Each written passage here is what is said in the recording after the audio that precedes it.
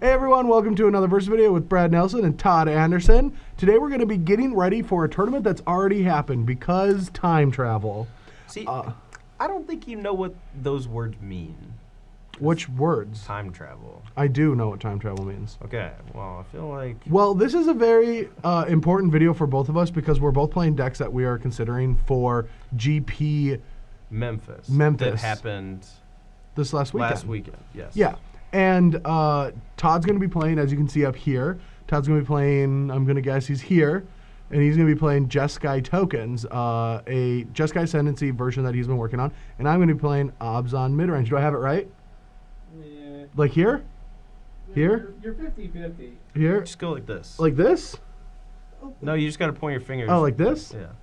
Close enough. Point your left hand in like that direction. All right, whatever. It There you doesn't go. matter. Awesome. All right, well, that's how it goes. But I've been liking Obzon Midrange a bunch. We're not going to deck tech it because it's Obzon Midrange, and it won the Pro Tour like 6 months ago. It's just the new mono black. But I will say one thing about my deck before we get into yours, Sure. that everyone cut Caryatid, and I don't understand why. Now, I understand that it's a bad top deck sometimes, and it doesn't do what you want it to do sometimes, but that's Magic cards in general. And where it's good, it's great. And there's a lot of matchups that have become bad for Obzon, where Caryatid's great. Like Yeah. mono red and red white, and like all these decks that that are becoming part of the format. Also, the other mid-range decks like Whip, where you don't want the Caryatids, are gone. Like, there's Green Devotion, but wrathing them doesn't actually win you the game. Yeah, not now that they have Whisperwood Elemental as No. for main deck, so... No, like, so I've been liking my list with Caryatids. We'll see how they go in the matchup. But anyway, let's throw it to Todd, and he can tell us about his Jeskai Tokens list. All right, so let's go and take a look at the deck while I start yammering on about all of these cards. But for the most part, this deck is very similar to the original iteration created by Yuya Watanabe for the World Championships, or players, yeah, the World Championships late last year. The only difference is that we're trying out Outpost Siege, and I think that this card is probably like the second best card out of Khans of Tarkir for Standard.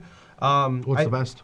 I don't know, but I Pretty sure don't it's think this is Tassiger. the best. Tassiger is close, but Yeah. we have a few new goodies. We have Monastery Mentor over Goblin Rabblemaster and Outpost Siege as our newer additions from Fate Reforged.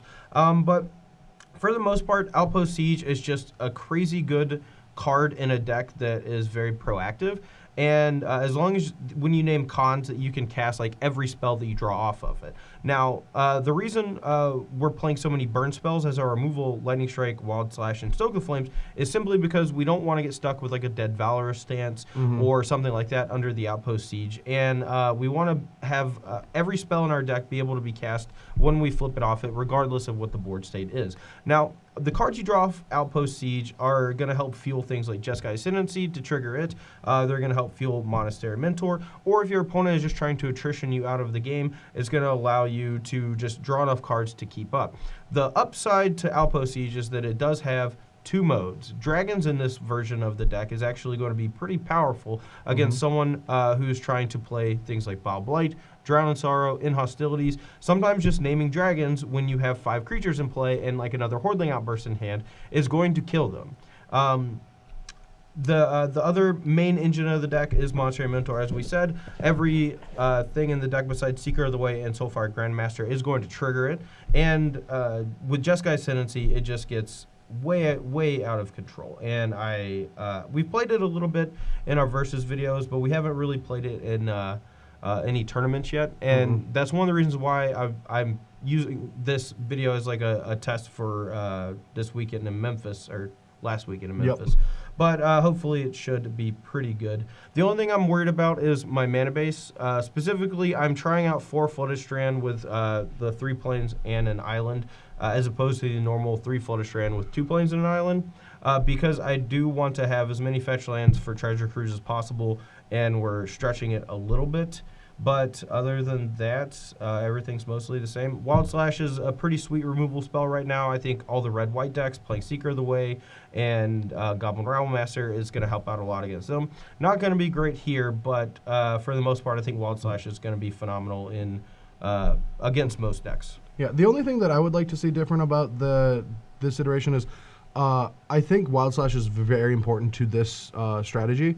and I would almost want to see just like this. Yeah, actually, it's really funny that you say that because the last night when I was actually building this deck and I was writing my article about it and stuff like that, I was considering playing 4 Wild Slash and only 2 Lightning Strike because we have so many lands that come into play tapped. It's really important to go like tap land into tap land Wild Slash your 2-drop or 3-drop, and Lightning Strike does kill a few more things than Wild Slash, but mostly some like against things like Siege Runner, these actually combo kill. But when we're trying to do the last few points of damage, I think having 4 Lightning Strikes is better, and in a deck like this, that is occasionally going to be relevant. So Sure. anyway, guys, that is the main deck for Jeskai tokens. Let's go and take a look at the sideboard and then see how the matchup plays out. All right, so the sideboard here for Jeskai tokens, no blue cards, and I think that is mainly due to the fact that we have Outpost Siege. We don't really want Disdainful Stroke, Negate, things like that, because we want to make sure that we're very proactive against the control decks, and we don't really want to try to rely on having counterspells. Additionally, against things like Abzan midrange or just black decks in general, they're going to be trying to Thought Siege you after sideboard, and being reliant on a counterspell like Disdainful Stroke is not always going to be something that you can reliably do. So that's why we don't have any of those on the board. Now, what we do have on the board is sort of a mini transitional sideboard with Elspeth in Hostilities and Anger of the Gods. So against the Green Devotion decks, we do have an alternate plan to go longer into the game. Now, our tokens are going to get blanked sometimes by their guys, and we can't always rely on those to get the job done. So for the most part, we will be transforming into a much more controlling strategy with a bunch of removal spells like Valor, Stance, in Hostilities, Anger, even Wild Slash if they have a lot of the Voyaging Satyrs and things like that, to slow the game down and then start using Treasure Cruise and then finish the game off with Elspeth. We do have an additional Outpost Siege against the control decks or the other mid-range decks to help us grind out card advantage, and then 2 copies of Erase against any sort of whip deck in case there's a remnant of that. But it's also great in the mirror because Outpost Siege is so important, as well as Jeskai Ascendancy, and then 2 Glare of Heresy to go along with the 3 Valor stance against things like Siege Rhinos or heroic decks. Yeah. All right, guys. Well, that is Jeskai tokens. Let's get to battle.